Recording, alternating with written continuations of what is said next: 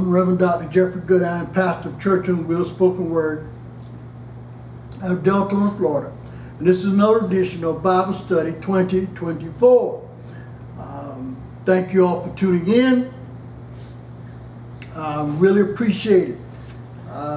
Like us on YouTube at Pastor Jeffrey Goodine. Subscribe and hit the bell to be notified. So you hit the subscribe button, hit the like button. They say that if I suppose if you get so many of these things, you know, I hear people on YouTube say that they had, you know, 300,000 or 100,000 or 50,000 subscribers and likes and whatever. They say if you get so many, they're supposed to do something. Well, I don't know, but you know, subscribe, hit the bell to be notified. Like us on Facebook. Follow us on our Facebook group page at Church on Wheels. Let the Good News Roll. Facebook Live, Jeffrey Goodine. X, which is formerly Twitter, at Goodine Jeffrey. Instagram, Goodine Jeffrey. And Clubhouse, Church on Wheels Ministry. Tonight we are continuing our theme of praying beyond God's ability. And I know that you know that we pray, we know God answers prayers, and you know, but sometimes our prayers go unanswered. And last week we talked about praying beyond God's ability, you know, out of the book of James, where James said, if you praying double-minded, then let not that man think he shall receive anything of God. So that's praying beyond, even though you're praying double-minded. Same thing as and we said in Isaiah 58, you know, first 5 verses, he told Isaiah to go tell the people, you know, that they're fasting, they're doing what they're doing, they're coming to me, they're doing what they're supposed to be doing, but they're doing it with the wrong motives. So that's not a fast. I'm not going to accept that fast. The fast is not acceptable. So some of our prayers are just not acceptable. Even though we're praying them, they're not acceptable. And so a lot of our prayers go unanswered. So tonight we're going to look at the principles of prayer. And the basis of that is Luke chapter 11 and verse 1. Facebook, YouTube, Instagram, Twitter, Clubhouse. Send me an email at pastorjeffreygoodine@gmail.com. That's pastorjeffreygoodine@gmail.com. And I'll add you to the list and you get a copy of the handout so that you can follow along with us in Bible study. So send me an email at pastorjeffreygoodine@gmail.com or pastorjeffreygoodine@gmail.com. Or you can send me a message on Facebook. If you're tuning into this, you can send me a message on Facebook. Send me a private message, and I will add you to the list. You'll get a copy of the handout so you can follow along with us in Bible study, because our Bible study follows along, you know, in the handout. So if you want to follow along, you know, send me an email at pastorjeffreygoodine@gmail.com. And I'll add you to the list. I want to send a special shout out to Sean Kennedy. He made some coffee cups for us, and I want to make sure that he sees it, to let him know that I put it to good use. So Sean, if you see this, thank you so very much. I really appreciate it. It is good that people think something of you, and I want to thank you, Sean, for making the coffee cup. So I'm putting it on display. So from this point forward in Bible study, Sean Kennedy will be on display. So when you see the cup, you associate that with Sean Kennedy, and then when you see Sean, you know, you tell him, I saw your cup. So thank you very much, Sean. Tonight, principles of prayer. Luke chapter 11, verse 1, that is the foundation of what we're saying. And here Luke chapter 11, verse 1, and the NIV says, one day Jesus was praying in a certain place. When he finished, one of his disciples said to him, Lord, teach us to pray just as John taught his disciples. The King James Version says, it came to pass that as he was praying in a certain place, when he ceased, one of his disciples said unto him, Lord, teach us to pray as John also taught his disciples. Now I want you to know something here. John the Baptist, his followers, Peter and John and those, they were John the Baptist followers. Before Jesus, he was telling them about Jesus. So the Jesus disciples, Peter and John, they were John the Baptist followers, disciples. So he was, teaching them, how to pray. So here Jesus is telling that, and this leads into what we would call the Lord's Prayer. Now, when you look at verse 2 of this, you'll see, and he said unto them, when ye pray, say. Now, we take this as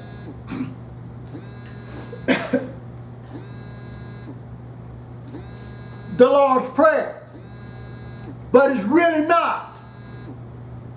I mean, it is, but it ain't. It ain't. It's in the dictionary, so I can use that word. It's really a principle at how we are to pray. Instead of telling us what to say, he tells us how to pray. How to pray. Losing my voice. For some reason. It's the weather. That he's teaching us how to pray. So when we look at the Lord's Prayer and we say the words are deeper. The words are just a context of how we are to pray. So when we see in the Lord's Prayer here in Luke chapter 11, that is really the principles of how we are to pray. Because if you take this prayer and you look at the prayer of Jabez in 2 Chronicles, they're saying the same thing, same principles. It's just different words, same principles. So tonight we're going to look at the principles of prayer. So we're going to use the Lord's Prayer as our foundation, because everyone kind of knows, the Lord's Prayer. You might not, and I say know the words, specifically, but you've heard of the Lord's Prayer. You've heard of the prayer. We call this, the Lord's Prayer. But really, it's not. It's principles in how we are to pray. So if you take the Lord's Prayer that we have in the Bible here as such, look at the principles in it. And in the principles of it, you can come up with your own prayer. But it must be sincere and heartfelt. If you can't memorize the Lord's Prayer. Now, I know some people, they know the Lord's Prayer, but, and when you hear some people say it, they kind of say it, and you just kind of chuckle a little bit, like, yeah, they kind of got it. They kind of missed it a little bit. But it's okay. You know, it's okay. They're talking to God. They're talking to the Father, which what you should be doing instead of critiquing what they're saying. You should be talking to the Father also. Because if you talk to him, you ain't got time to critique nobody else as to whether or not they got the words right or in the right order or, you know, something like that. And you know, the story of a priest that he went on a cruise and when he, you know, they got to this island and they went on the island to do an excursion. He came across these people, you know, this group of men that were back, and he heard them over there praying. And they were saying, you three, we three, have mercy on our soul. And so the priest was like, you know, these people are so primitive, you know, I'm going to teach them the Lord's Prayer. So he spent this time on the island, in the excursion, on the island, teaching them the Lord's Prayer. And when he got through, all three of them could pronounce the Lord's Prayer.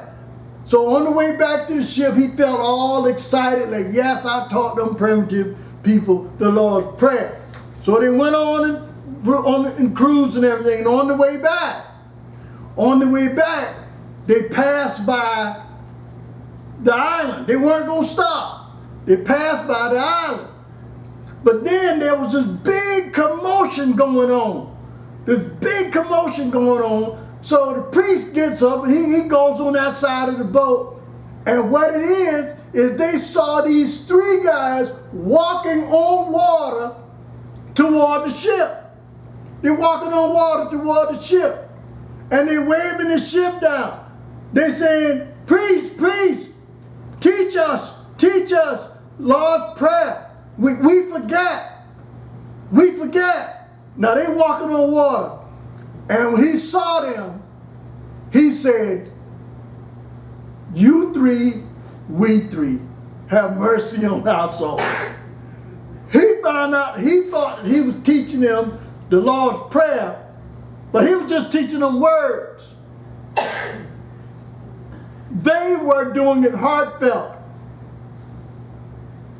Their prayer was, you three, we three, have mercy on our soul.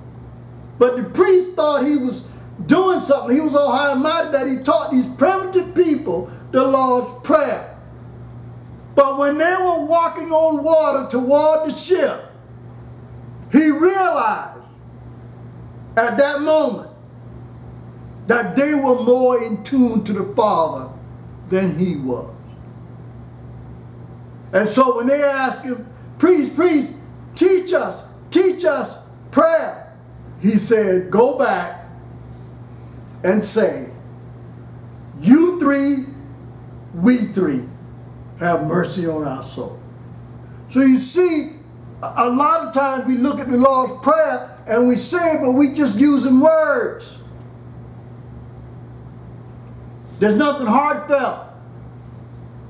It's because we looked at it as something that, okay, we touch this blank, we touch this, we touch this, we touch this, we touch, okay, we good. We good. And that's not really what Jesus was telling. Jesus was teaching the principles of prayer.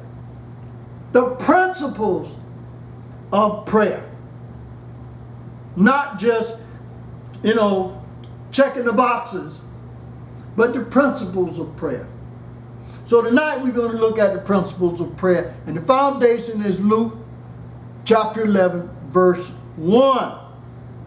And I put here in the handout, if you hem your morning with prayer, you are not so likely to come unraveled as the day wears on. And that's attributed to Merrill Johnson. Principle. The dictionary defines principle as the ultimate source, origin, or cause of something. Fundamental truth, law, doctrine, principle. There's a misconception or misunderstanding that many people have of what God is saying about the principle of prayer and what we interpret to be methodology of prayer. So there's some misunderstanding. And what I'm saying is the misunderstanding or the misconception is that we hold this to be the Lord's Prayer, but really it was principle. Pray in this manner. Pray in this manner. When Jesus taught, what Jesus taught was the prayer. These glasses work, you know. They do. What Jesus taught was that prayer is addressed to the Father with worship first. It's the first thing. Submission to God's will, second. Necessities of life taken care of, third. Forgiveness, fourth. And complete deliverance from evil, fifth. The 5 principles of prayer. Now you got to cover all of them in your prayer. Not necessarily the words, but the principle. And the first principle of prayer is worship. The first principle of prayer is worship. And in John chapter 9, verse 31, John chapter 9, verse 31, says, now we know that God heareth not sinners. But if any man be a worshiper of God, and doeth his will, him he heareth. Now, that's very strong there, that he don't hear sinners. He don't hear them. But if you're a worshiper of God, and you do it his will, recognize him being the Father, then he hears you. But John, it says that we know that God hears not sinners. He can't recognize us. That's why Jesus died for us.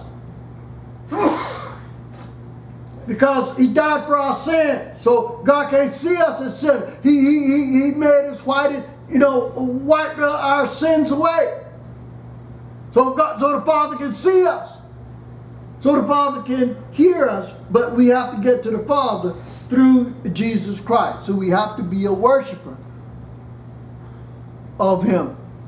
In Matthew chapter 11, verse 25.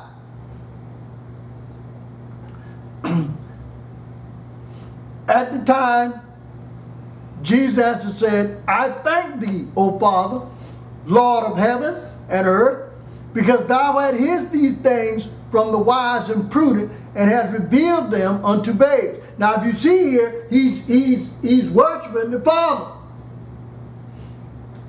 establishing who he is. He says, I thank thee, O Father, who? Lord of heaven and earth. So, worship. John chapter 11. John chapter 11, verse 41.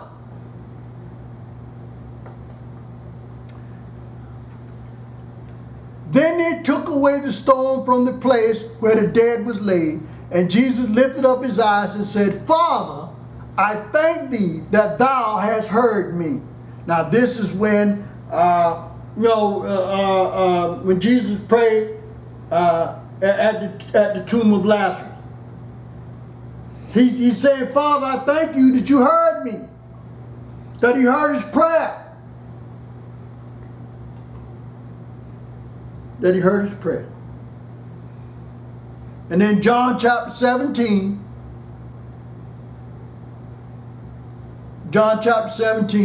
and in verse 1, it says, these words spake Jesus and lifted up his eyes to heaven and said, Father, the hour is come.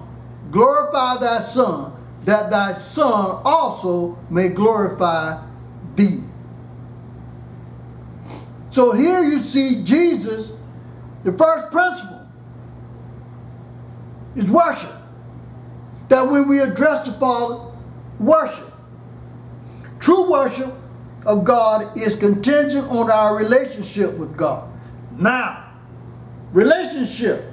Remember, you will hear them say, you should hear them say that I have a relationship with Jesus. I'm not a religious of Jesus. I have a relationship with Jesus. It is the relationship. So if we are to worship God, there's got to be a relationship. And the relationship is Abba, Father. Abba, Father. So we see him as the Father. So that is our relationship. That is our relationship. Abba, Father. Now,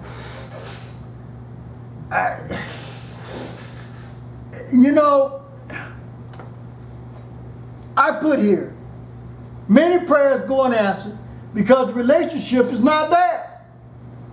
Even though Father is repeated. Yeah, we say the prayer. We say Father, but where's the relationship? You kids somebody say, well, kids walk, little kids, little children walk up to you, when they see a baby, and you go, hey, daddy, no, I ain't your daddy. There's no relationship. So how are we to worship him if we don't have a relationship with him? That's the first thing. The first thing. John 8:42 says, Jesus said unto them, if God were your Father, ye would love me. For I proceeded forth and came from God. Neither came I of myself, but he sent me. He said, now, if you had a relationship with God, then you would love Jesus. If you had a relationship with the Father, you would love Jesus. But the relationship, the worship. Often we are too long on prayers, too short on worship. Too long on prayer, too short on worship. Where's the relationship? True worship involves the total person, spirit, soul, and body. That's everything. You want your mind, your body, and your soul. He wants your heart. He wants your will. He wants your mind, your strength, your imagination. He wants your soul.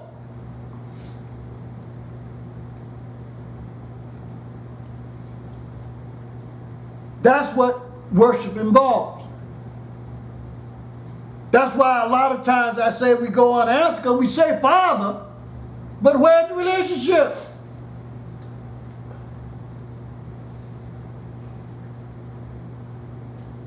Where's the relationship? Do you call him Abba, Father? Do you worship him as the Father? But yet in our prayers we say Father, and then they go unanswered. God hears the heart without words, but never words without the heart. Which in my prayers I always say, I have listened to our heart, because our hearts cry out. See, a lot of times we don't know the words to say. See, I ask you this. What words can you use to make God move?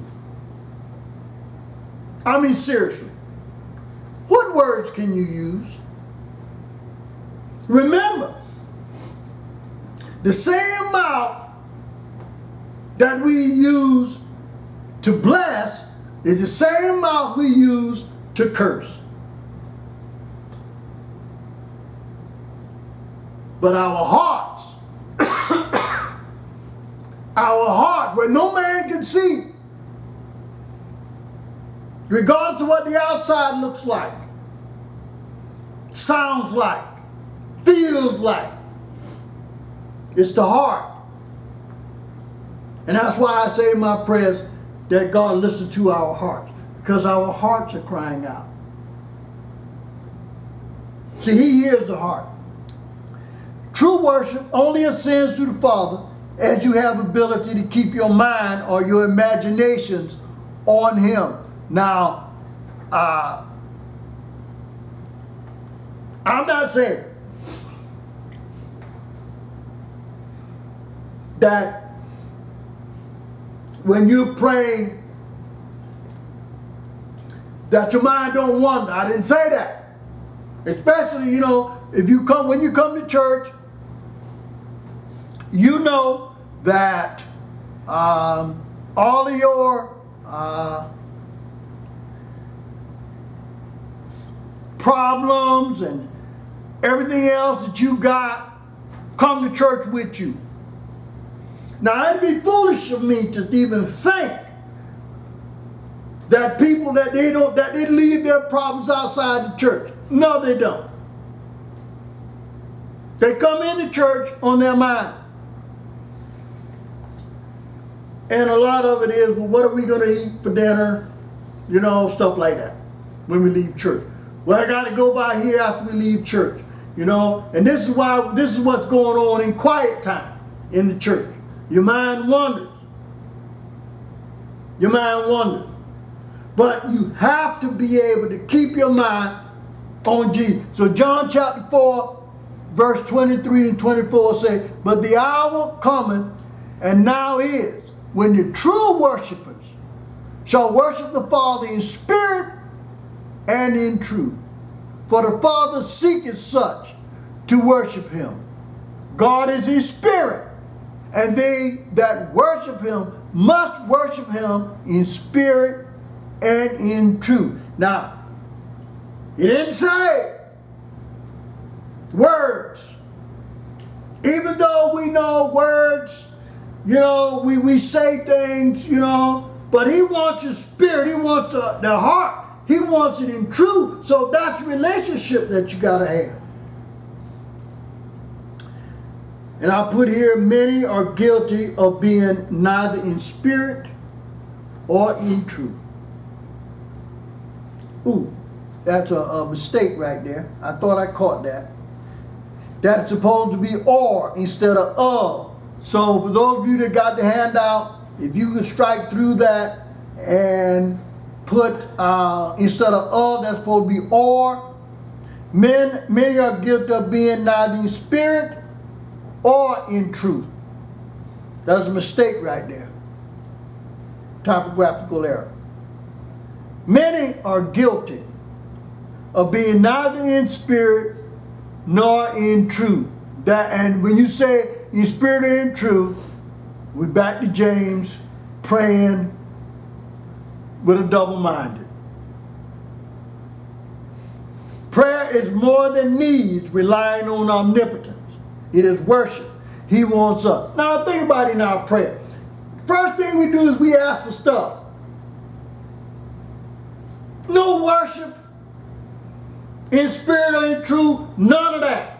First thing we do is we ask for something. And that's one of our downfalls. So the first principle of prayer is worship. You got to establish that relationship. In fact, before you even start that prayer, you better make sure you got a relationship. I say this, work on your relationship before you start working on your prayer. Work on your relationship. Talk to Him with your heart, because you ain't got no words to say to make God move. There ain't a word in the English language that can make God move. You know why? Because we've tried it. What do you think of unanswered prayer? You used words. You used words. It didn't move it. But when you talked to him from your heart, when your heart was crying out when nobody was around, and your heart was crying out, you didn't know the words to say, he answered your prayer because he listened to your heart. Your heart talks, not your words. Again, what word in the English language can we use to make God move? There isn't any.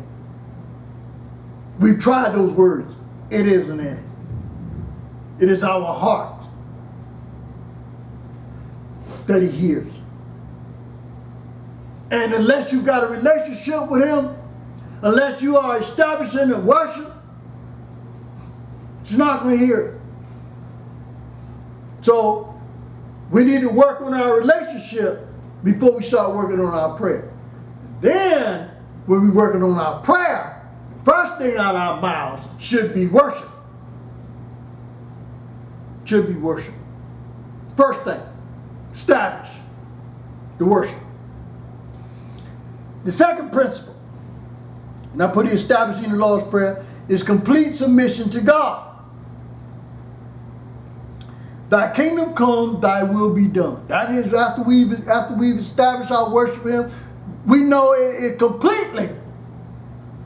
Everything to God. Everything to God. Thy kingdom come, thy will be done. It is on earth as it is in heaven. Complete submission to God. So you see, you got to submit to him. But think about it now. How can our words submit to him? How can our words submit to him? They can't. Because the same mouth or the same words we use to I guess, to worship him, or whatever you say, is the same words we use to curse. Same mouth. Same mouth. So how can we use that for worship? Same mouth. Blessing and cursing. How can we use that? It's worship. Unless we turn it all over to God. When we submit to him. Many prayers go unanswered because this is omitted. We're too busy asking for stuff instead of submission. Instead of submission. Now I put here 1 Peter chapter 5, verses 5 and 6. And likewise, ye younger, submit yourselves unto the elder. Yea, all of you be subject one to another, and be clothed with humility. For God resisteth the proud, and giveth grace to the humble. You must submit. And I put here, true, wholehearted submission to God is a sincere desire for God's overall benefit and glory rather than our own. So we're submitting to him. Thy kingdom come, thy will be done. That is God. We're turning it over to him sincerely. This is his benefit, not ours. Even though we begging for stuff, we miss that low point. We think we are important. No, we're not. The stuff that we asking for, the material stuff we ask for, in 3 weeks, nobody's going to care. In 3 weeks, nobody's going to care. And it'll probably deteriorate over time. Because we think we are important. No, we're not. So you see,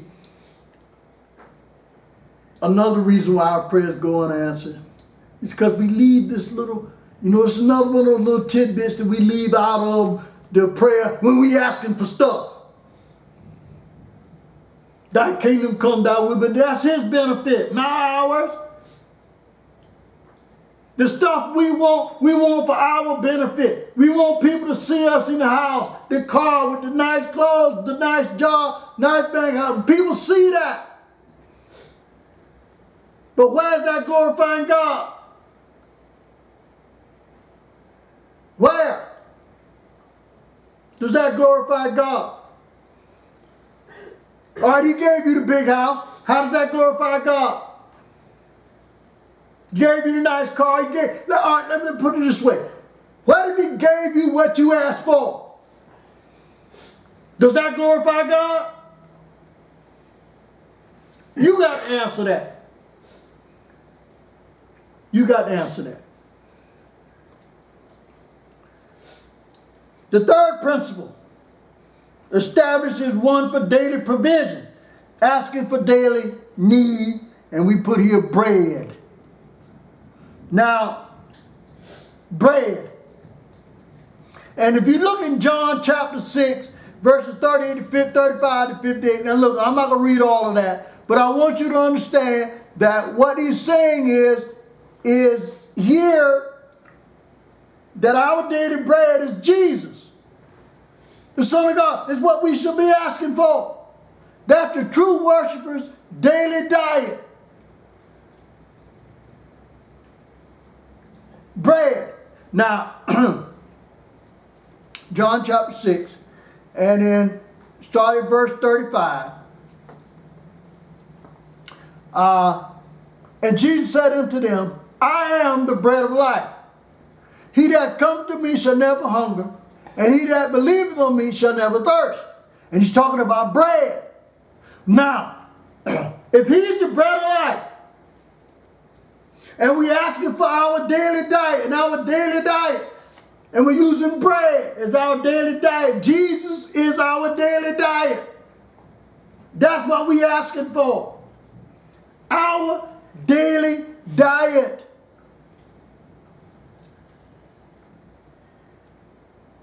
Now, how do we ask for bread? How do we ask for our daily provision and don't have Jesus in there? How can we have a prayer asking for stuff and Jesus ain't in it?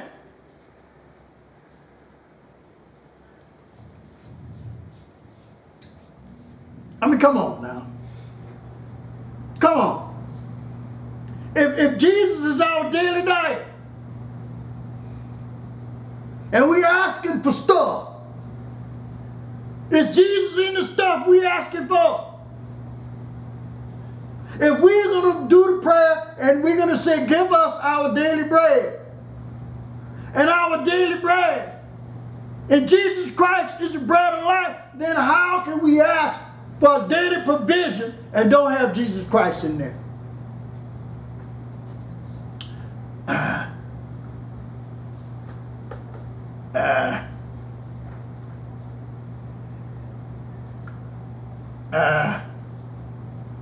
I don't know. Verse 47 says, verily, verily, I say unto you, he that believeth on me has everlasting life.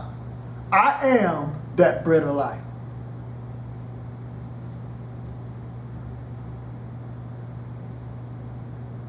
I am that bread of life. Then he said, your fathers did eat manna in the wilderness and are dead. They were fed. Now, he said, this is the bread which cometh down from heaven, that a man may eat thereof and not die. He is the bread of life. It's different than manna. The manna that they ate, that was their provision daily, but they died. That manna was there temporarily while they were in the desert. God fed them.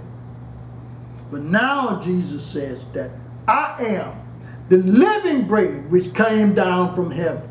If any man eat of this bread, he shall live forever. And the bread that I will give is my flesh, which I will give for the life of the world. So Jesus is the bread of life. So when we ask him for our daily provision,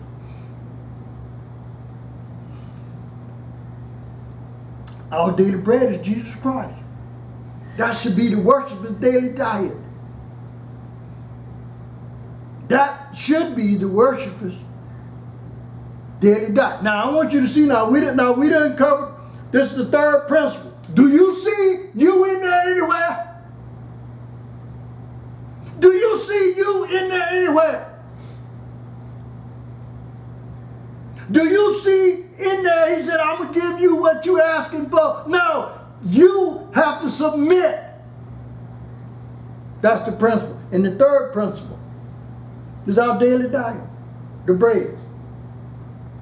Now I want to read something else to you in this, and I want you to think about it down in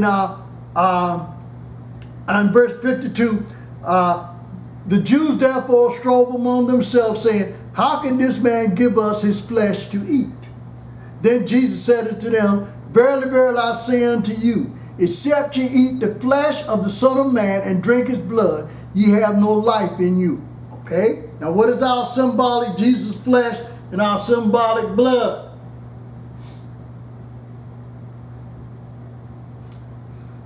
Communion. Communion. Whosoever eats my flesh and drinketh my blood has eternal life. And I will raise him up at the last day. For my flesh is meat indeed, and my blood is drink indeed. He that eateth my flesh and drinketh my blood dwelleth in me, and I in him. As the living Father hath sent me, and I live by the Father, so he that eateth me, even he shall live by me.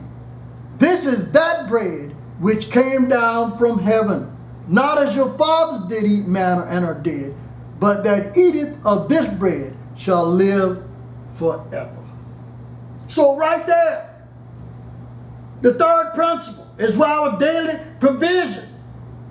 Give us this day our daily bread. Well, if you ask the Father to give you this day our daily bread, that's we're asking for Jesus Christ and his covering. Now, we done went through three principles. Do you see you in there anywhere? No. That's why a lot of our prayers don't go answered. And I put here, many prayers go unanswered because prayers are so thin and weak from the lack of food that they are too feeble to be heard. You're not even asking for your daily bread. You're not even asking for your daily diet. You're not even asking.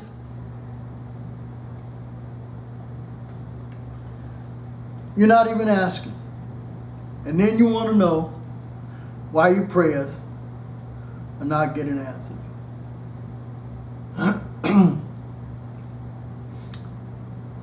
And the analogy of bread is used because it is a physical act. Now, bread.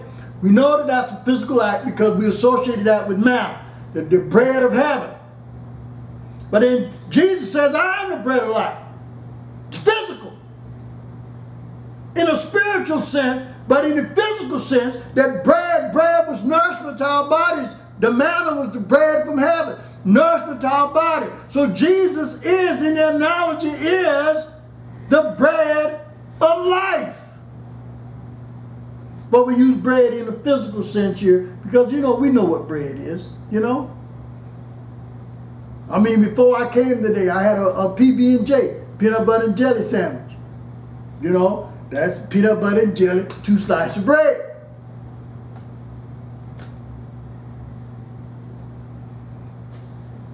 So bread is in a physical sense. Eating of bread is a physical act. But on a spiritual sense, Jesus Christ is the bread of life. And that's the principle that we have to ask for. Matthew 4:4 says, but he answered and said, it is written, man should not live by bread alone, but by every word that proceeded out of the mouth of God. So, if you're going to ask for your daily diet of Jesus Christ, then where's your relationship with the Father? So if you ain't got the relationship with the Father, then how you going to know? If you don't know the Father, then how you going to know Jesus Christ? How you going to know that? How you going to eat of that? In that physical sense. So, that's the third principle. That's our daily diet.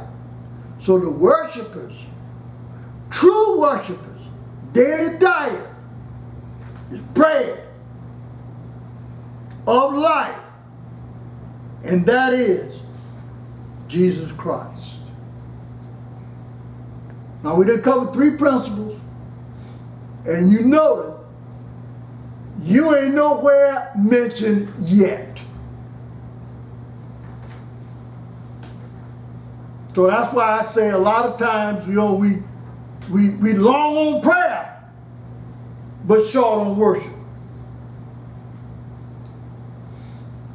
Now on the back, I put the 4th principle. The 4th principle, and I think this is like, not all of them are important, but this one, boy, forgiveness. Matthew chapter 6 and verse 15. Matthew 6 verse 15. But if ye forgive not men their trespasses,